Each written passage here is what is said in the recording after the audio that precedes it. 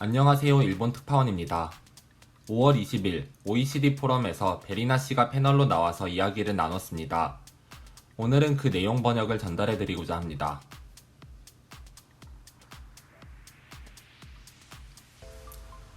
그럼 이번엔 한국인 패널분께 한번 여쭤보겠습니다. 베리나라는 이름으로 더 잘 알려진 유튜버 배은정 씨께서는 예전에는 화장하는 데에 2시간씩 소비하셨다고 하는데요. 그 이유는 많은 한국 여성분들이 화장하지 않고 밖에 나가는 것을 두려워하기 때문이라고 하셨고요. 어느 날 당신은 더 이상 화장하지 않기로 했다는 내용을 담은 나는 예쁘지 않습니다 라는 비디오를 업로드하셨고, 그 이후 당신은 세상에 알려지게 되셨죠. 그 이후 어떤 온라인에서 이루어지는 혐오에 직면하셨고, 이에 대한 당신의 답변은 무엇인지 들려주실 수 있으실까요?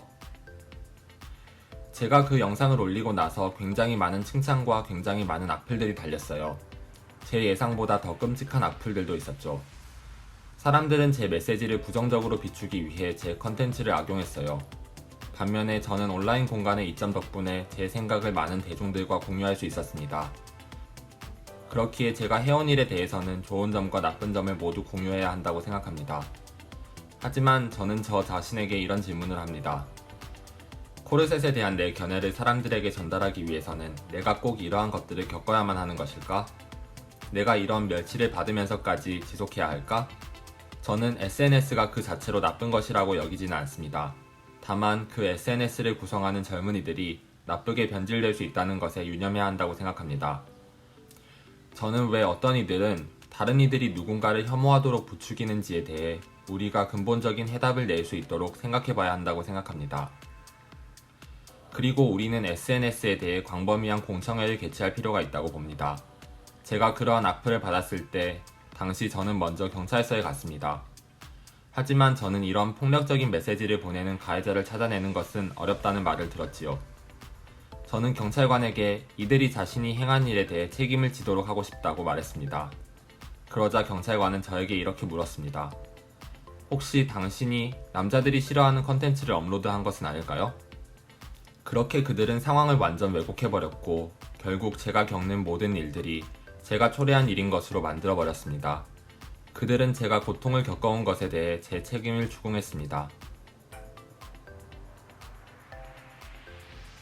당신의 반응, 그리고 당신에 대한 다른 이들의 반응은 많은 국가들이 겪고 있는 온라인 혐오의 상징적인 사건이라고 볼 수 있겠네요. 좀 더 나아가 본다면 공권력으로부터도 진지하게 받아들여지지 않는 성폭력 피해자들에 관한 문제도 있을 텐데요. 당신이 지금 하고 있는 투쟁이라는 것은 이와 같은 문제에 관해 정부의 문제의식을 제기하는 것도 포함하는 것인가요? 그렇습니다. 이는 제 투쟁의 한 부분입니다. 정부가 희생자가 누구인지, 그리고 인터넷에서 어떤 일이 벌어지고 있는지 파악하도록 하는 것은 매우 중요합니다. 최근 한국에서는 강간 관련 추문이 있었습니다. 이는 몰래카메라로 학생을 강간하는 모습을 촬영한 사건입니다. 하지만 한국 법원은 이 문제를 먼저 고발한 이들만을 체포하며 사건을 종결지었습니다. 하지만 희생자들은 법의 보호를 받지 못했습니다. 이러한 사건을 보며 우리는 불합리한 사법 절차에 반대하는 목소리를 내었습니다. 왜냐하면 이러한 몰래카메라는 매우 널리 퍼진 현상이기 때문입니다. 이 카메라는 어디에든지 있습니다. 친구나 동료를 몰래카메라로 찍는 사람, 여자친구 동영상을 찍었다가 헤어지고 나서 인터넷에 올리는 사람 등이 있죠. 하지만 사람들은 인터넷에서 무슨 일이 일어나는지 모른 채 하고, 이는 경찰들도 마찬가지입니다. 그리고 만일 경찰이 그 범인을 잡는다 하더라도 솜방망이 처벌에 그치고 맙니다.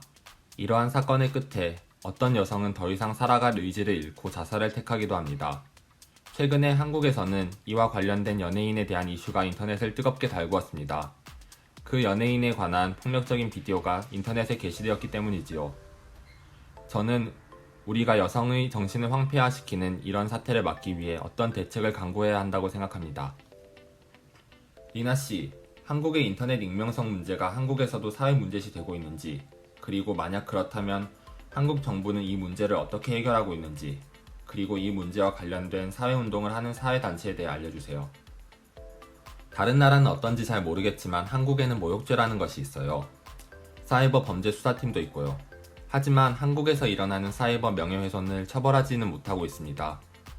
당신이 어떤 온라인 공격의 피해자라는 모든 증거를 수집하더라도 법적으로 처벌이 내려지지는 않습니다. 사람들은 이와 같은 사건이 정신건강에 미치는 영향을 잘 알아야만 합니다. 저는 이 사회 문제를 해결하기 위해서 많은 연구가 필요하다고 생각합니다. 그래야만 관련 법 조항을 강화할 수 있고 이러한 범죄를 저지르는 이들을 처벌할 수 있습니다. 그리고 SNS 회사들도 이에 대한 책임을 질 필요가 있다고 생각합니다.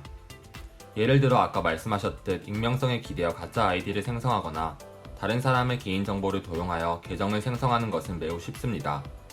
이렇게 생성된 아이디로 마음대로 발언할 수도 있는 이러한 현실을 저희는 규제하고자 합니다. 리나씨, 당신이 어떤 사람에게 인터넷으로 모욕을 당하고 나서 나중에 그 사람이 실제 생활에서는 정상적인 사람이라는 것을 알게 된 적이 있습니까? 또 당신을 인터넷에서 모욕한 사람들과 실제로 만난 적이 있습니까? 집 앞을 우연히 지나가다가 만난 적이 있습니다. 그 사람은 제가 어디 사는지를 알려고 했고 우리는 결국 대화를 하고 제 유튜브 사이트에 대해 논쟁을 했습니다. 그는 제 면전에서 저를 모욕했습니다. 저는 너무 충격적이어서 몸이 얼어붙고 아무 말도 하지 못했습니다. 그날 저는 결국 아무 말도 하지 못하고 집에 돌아왔습니다. 저는 공포에 질렸어요. 이 사람은 제 주소를 알아내려는 실존 인물이기 때문이었죠. 그리고 그는 저에 대한 거짓 정보와 저를 혐오하는 글을 쓰겠지요. 그는 이러한 짓을 하는 것을 오락처럼 즐기는 듯 했습니다. 제 유튜브 채널은 아직도 인터넷에 있기에 저에 대한 혐오는 지금도 계속되고 있습니다. 제 채널에는 좋아요보다 싫어요의 숫자가 훨씬 많고 아직도 저에 대해 악플을 다는 사람들이 많습니다. 그들은 이런 일을 재미로 하고 있습니다. 이런 일은 지금까지도 계속 이루어져 왔습니다. 그 사람들이 이런 짓을 계속 할 수 있게 하는 것은 익명성의 힘이겠지요. 그들은 가면을 쓰고 자신이 아닌 다른 사람이 되어버립니다. 바로 그때 폭력적 행위가 일어나는 것이지요. 저는 우리가 이 문제를 중대하게 다루어야 한다고 생각합니다. 리나씨, 한국의 상황은 어떤가요? 한국은 최고의 교육 환경을 가진 나라이지만 극심한 스트레스가 있다고 여겨지고 있는데요. 한국에서 인터넷 의식이나 미디어 정보 해독력을 위해서 어떤 교육을 하고 있는지 알 수 있을까요? 학교 교육 커리큘럼에 이와 같은 부분이 포함되나요? 사이버에 관한 교육은 하지 않고 있습니다. 한국 학생들은 대학에 가서 더 좋은 학벌을 갖는 것에 집착합니다. 사실 그들은 인터넷 의식과 관련된 프로그램에 별달리 관심이 없습니다. 한국의 교육은 입시 중심이기 때문이죠. 그래서 그러한 교육이 의무교육 커리큘럼에 들어간다고 해서 큰 차이를 만들어낼 수 있을 것이라고는 생각하지 않습니다. 저는 누군가가 문화나 환경의 극단적인 경우를 보여주기 위해서 나서야 한다고 생각합니다. 불행하게도 한국의 학생들은 그들의 부모님을 믿지 않습니다. 그들은 매우 자기중심적이고 어른들의 생각을 믿지 않아요. 저는 모든 이들이 자신의 의견을 가질 권리가 있다고 생각하지만 어린이들을 바꾸기 위해서는 사회운동을 할 필요가 있습니다. 리나씨, SNS라는 것을 통해 당신은 온라인에서 의견을 표현할 기회가 있었는데요. SNS가 당신의 삶을 긍정적으로 바꾸었다고 볼 수 있을까요? 정말 긍정적으로 바꾸었다고 생각합니다. SNS는 긍정적인 부분이 있다고 생각해요. 제가 유튜버가 되기 전에는 저는 집을 떠나고 싶지 않았어요.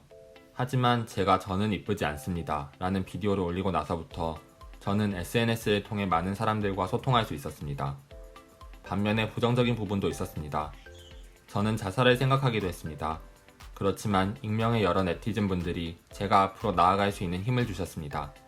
저는 분명 SNS에게 혜택을 받았다고 볼 수 있겠네요.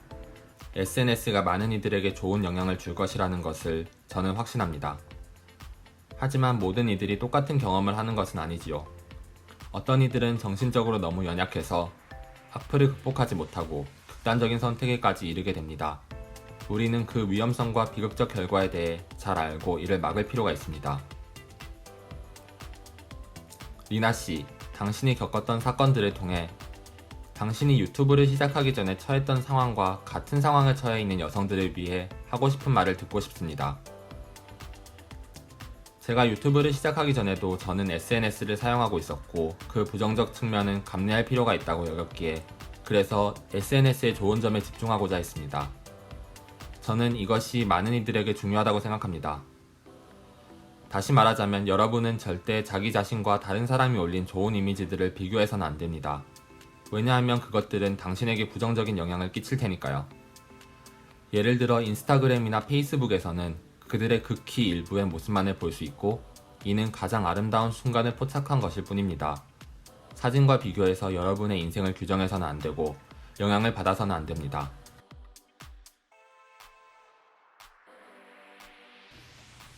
오늘 영상은 여기까지입니다.